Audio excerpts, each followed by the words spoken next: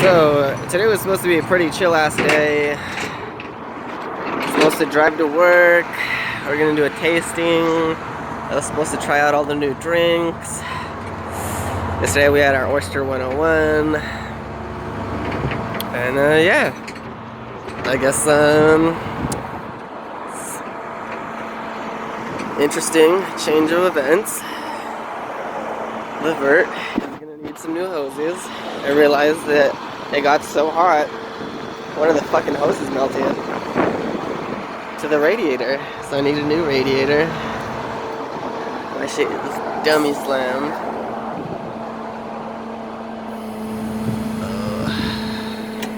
Dummy slammed.